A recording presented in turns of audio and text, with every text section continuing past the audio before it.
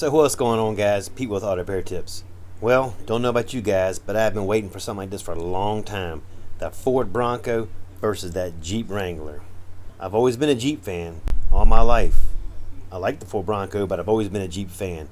Made great money on them, fixing them and selling them. But this new Ford Bronco with this new body style and this new drivetrain, I think that Jeep needs to step up his game a little bit or it's going to get left behind. I mean, just take a look at the new body style.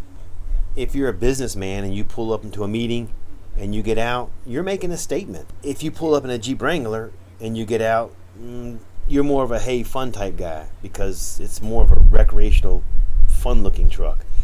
This Ford Bronco is the deal. Think about this. The last time this thing was in production was, I believe it was 1996. I think they came out with this truck at the right time. Let's take a second and let's look at some of the specs between both of them. Alright guys, here's some of the specs on it. The Bronco, 2-door and 4-door, is going to have two different types of engines. A 270 horsepower 2.3 EcoBoost inline 4 and a 310 horsepower 2.7 V6 liter. Both of them are going to come with a 10-speed automatic transmission, but the 2.3 can opt to have the 7-speed manual, and one of those gears is a crawler gear going off-road. That's kick-ass.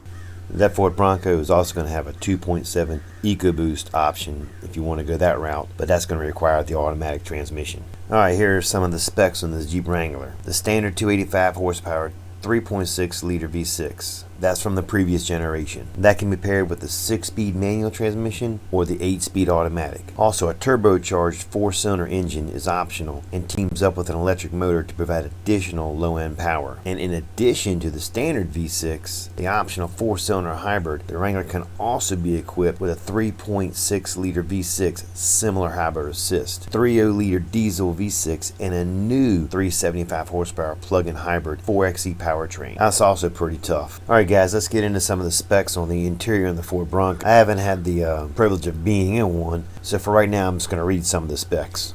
You know, just looking at some of the specs, it looks like it's all going to be pretty common. It's going to have the remote push button start, an 8-inch LCD screen, floor mats. It's going to have a pre-collision assist with automatic emergency brake. Mirrors, pretty standard, day and night, looks like. It's going to have a train management assist on it. It's going to have an overhead console with map lights in it. Looks like it's going to have plenty of USB chargers on it. That steering wheel is going to have the cruise button and of course the radio on it. It looks like it's going to have plenty of storage also. So just reading the specs, it looks like it's going to be pretty standard, nothing out of the super ordinary on it. I did have the option to go and I went online and looked at some of the different color combinations on it. I really liked some of their color combinations they came up with. Also looking at some of the pictures, it looks like it's going to be pretty roomy inside. Alright guys, looking at the specs on the Jeep Wrangler, I think we all know what we can expect. It's going to be pretty nice inside like always. I don't believe it's going to be as roomy as the Ford Bronco. I don't think the color combination is going to be as good as the Ford Bronco. Let me take a second and read some of the new specs that are coming out. Alright guys, let's take a second and look at some of the specs that are coming out on the Jeep interior. Definitely got the 5 seating capacity. It's going to have a great sound system in it. This is a pretty cool feature right here. You're going to have great capacity like always for storage. And in the cold weather, you're going to have your heated seats, great climate control, heated mirrors. Let's look at some of the technology coming out. iPhone hookup, Alexa. I like this feature right here. The off-road, pitch and roll. So that's what to be expected in a 2021 Jeep Wrangler. As always, they're going to come out strong.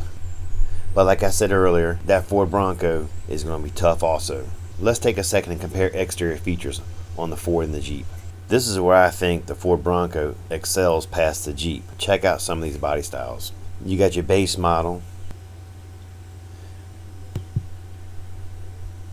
It's awesome. I really like the body style. This one here is tough as shit. This is a badass looking little truck here. I just think the overall exterior look of this Bronco is just 10 times what the Jeep is.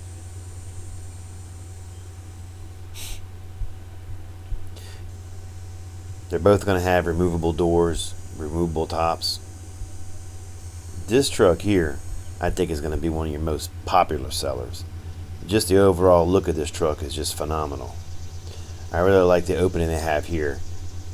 That just brings a whole new design level. This is a pretty classic look here. Yeah, I think this truck is definitely going to be the most popular one. Alright, let's take a second. Let's look at the Jeep exterior.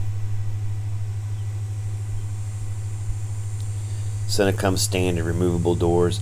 I like the hardtop style here with the removable quarter glass. That's pretty cool.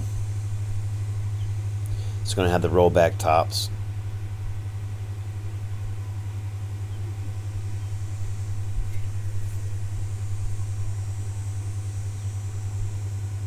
It's still your pretty standard Jeep.